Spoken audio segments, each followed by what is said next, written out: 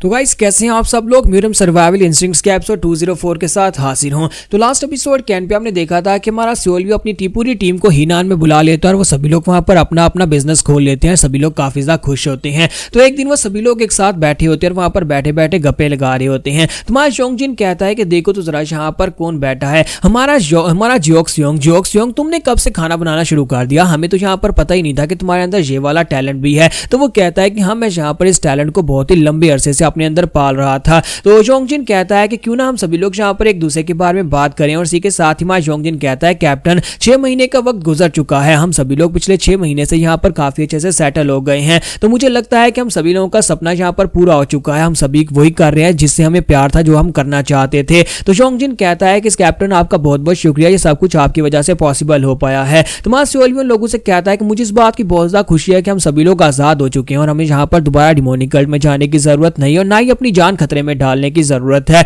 मुझे लगता है कि यही बात है कि हम सभी लोगों ने यहाँ पर अपना अपना सपना देखा था और सेंट्रल प्लेन्स में आकर उन सपनों को हम लोग पूरा कर सकते हैं। तो सोल भी जो होता है वो जियोक्सयोंग से कहता है कि मुझे एक बात तो बताओ, क्या है तुम यहाँ पर रेस्टोरेंट क्यों खोला? तुम्हें यहाँ पर रेस्टोरेंट यानी खाना पकाने का शौक कहाँ से हुआ? तो जियोक्सयोंग कहता है कि जब मैं सिल्वर स्पिरिट यूनिट का एक काम मेंबर हुआ करता था, उस वक्त मैंने एक दफा लोगों के लिए खाना बनाया था, अपनी टीम मेंबर्स के लिए खाना बनाया था। तो उन सभी लोगों को वो खाना बहुत ज्यादा पसंद आया। पता नहीं मुझे वो खाना अच्छा था भी या नहीं, लेकिन उन्होंने मेरी बहुत ज्यादा तारीफ की, जिसकी वजह से मुझे लगा कि मैं खाना बना सकता हूं और लोगों की तारीफें ले सकता हूं। इसी वजह से मैं खाना बना रहा हूं, लोगों के चेहरों के ऊपर स्माइल लाना चाहता हूं।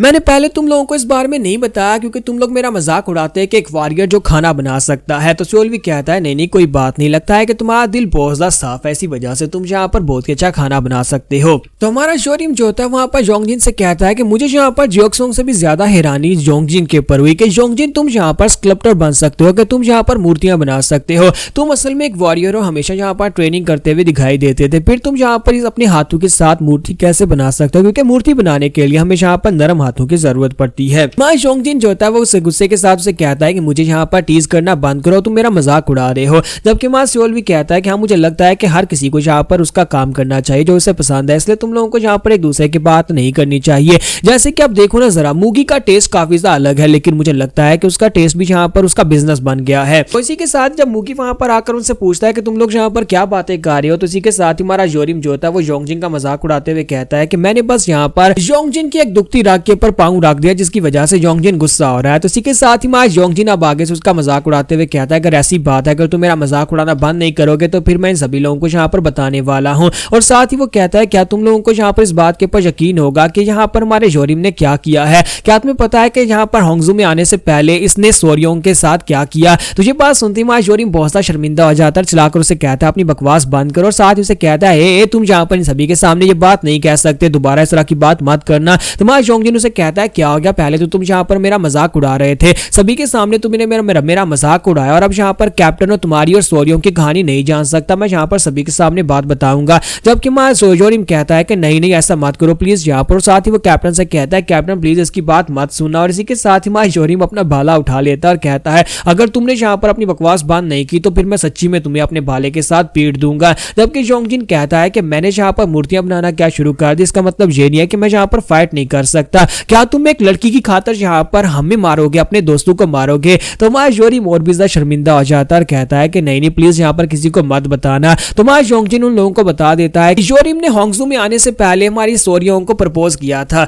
लेकिन हमारी सोर्योंग ने रिजेक्ट कर दिया। तो हमारा मूगी कहता है ये लोग यहाँ पर आपस में क्या बातें कर रहे हैं, क्या वाकई में यहाँ पर जोरिम ने अपनी फीलिंग सोर्योंग के सामने बता दी? मुझे इस बारे में पता भी नहीं था कि जोरिम जो है वो सोर्योंग को पसंद करता है। जबकि मां सोल भी जो होता है वो सोर्योंग की तरफ देखता है और सोच रहा होता है कि मैंने भी कभी इस बारे में नहीं सोचा था। जब किसी के साथ ही मां जियोक्सयोंग जो होता है वो कैप्टन से कहता है कि कैप्टन आप यहाँ पर इनकी बकवास बातों के ऊपर ध्यान मत दें। हाँ, ये बात तो वाकई में सच है कि जोरिम शुरुआत से सोर्योंग को पसंद करता है, क्योंकि शुरुआत में यहाँ पर हमारी स्क्वाड में सिर्फ एक ही लड़की थी और जोरिम तब से ही हमारे सोर्योंग को पसंद करता है, लेकिन उसने सोर्योंग के सामने अपनी फीलिंग्स रख दी, लेकिन हमारी सोर्योंग शायद उसे पसंद नहीं करती। हमारा सोल भी जो होता है उनकी बातें सुनने के बाद सोच रहा होता है कि मैंने भी एक बार यहाँ पर सोर्योंग के सामने अपने प्यार का इजहार किया था, लेकिन मुझे इस बात का बिल्कुल भी आइडिया नहीं था कि जोरिम यहाँ पर मुझसे पहले से सोर्योंग को पसंद करता है। मुझे लगता है कि यहाँ पर जोरिम ने पिछली लाइफ में अगर मेरे पर अटैक किया था वो हो सकता है कि वो सोर्योंग की वजह से भी हो, क्योंकि मैंने यहाँ पर इसके सामने एक दफा सोर्योंग को प्रपोज किया था, इस वजह से इसे गुस्सा हो सकता है। और ऊपर से क्योंकि माहू ने इसे कंट्रोल किया हुआ था, यही वजह है कि यहाँ पर मेरे जैसे एक सुप्रीम डीमन को इस तरह से मार पाया था। मुझे अपने दोस्तों के बारे में कुछ भी नहीं पता, खास तौर पर यहाँ पर इस तरह की बातें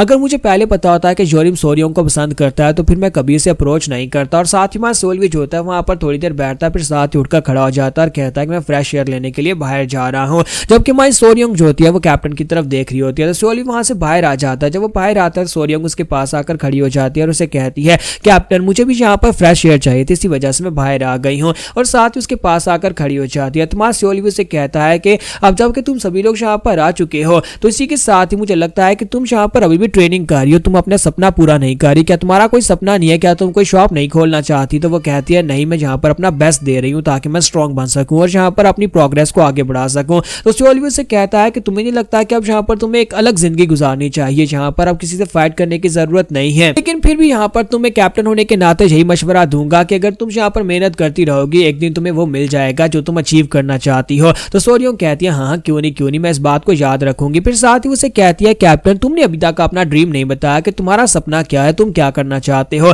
तुम्हारा सोल भी उसे कहता है कि पहले तुम बताओ फिर मैं तुम्हें बताऊंगा। तो सोरियोंग उसे कहती है कि नहीं पहले तुम बताओ फिर मैं यहाँ पर बताऊंगी। तो सोल भी कहता है कि अच्छा ठीक है मैं तुम्हें बता देता हूँ। मेरा सपना जहाँ पर यही है जो पूरा हो चुका है। तो हमारा सोल भी उसे कहता है कि मेरा सपना तो पहले पूरा हो गया। तो वो कहती है क्या मतलब है? सोल भी उसे कहता है कि मेरा सपना था डिमोनिक कर्ल को छोड़ने का, और सिर्फ उसको छोड़ने का नहीं बल्कि सेंट्रल प्लेन्स में आकर सेटल होने का। और साथ ही मेरा सपना यह भी था तुम्हारे साथ डिमोनिक कर्ल को छोड़कर यहाँ पर आकर रहने का। और देखो इस वक्त मैं डिमोनिक कर्ल से बाहर हूँ और सेंट्रल प्लेन्स के अंदर हूँ और तुम इस वक्त मेरे साथ हो। तो ये बात सुनने के बाद वो उसे काफी ज्यादा हैरानी होती है, यानी कि हमारी सोरियोंग जो होती है उसकी बात सुनने के बाद हैरान होती है। थोड़ी देर के बाद जोरिम जो होता है वो अंदर से बाहर निकल कर आता है। जैसे वो बाहर निकलता है और कहता है कि मुझे लगता है कि अगली बार मुझे योंगजिन को बुरी तरह से पीटना होगा, उस कमीने ने सभी के सामने मेरी इंसल्ट करवा दी, वो यहाँ पर इस तरह की बातें कैसे कर सकता है। फिर साथ ही वो कहता है कि सोरियोंग और कैप्टन पता नहीं कहां पर चले गए। लेकिन जैसे वो बाहर निकलकर सामने देखता है तो वहां पर वो दोनों लगे पड़े होते हैं और एक दूसरे को किस कर रहे होते हैं।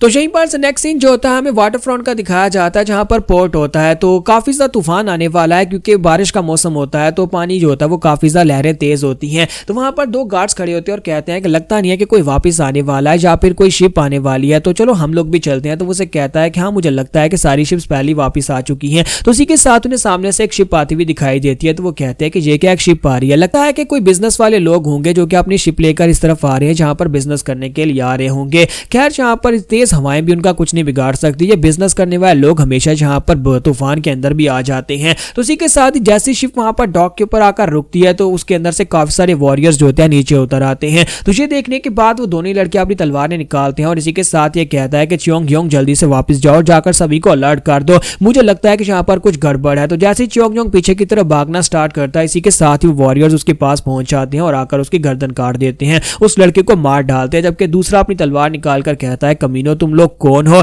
तुम्हारी हिम्मत कैसी हुई हमारे हिनान में कदम रखने की। तो इसी के साथ चार और वॉरियर्स जंप करते हुए उसके ऊपर भी जंप करते हैं और अपनी तलवारें उसकी बॉडी के दंसाकर दूसरे लड़के को भी मार डालते हैं। तो अब ये लोग कौन है और क्या हमारा सियोली वाकई में यहाँ पर ये सोच रहा था कि वो बड़ी आसानी के साथ यहाँ पर आराम से अपनी जिंदगी गुजार पाएगा? तो क्या ये लोग डिमोनिक कल्ट से हो सकते हैं जो उनका पीछा करते हुए यहाँ पर आए हैं? ये हम लोग नेक्स्ट एपिसोड में देखेंगे।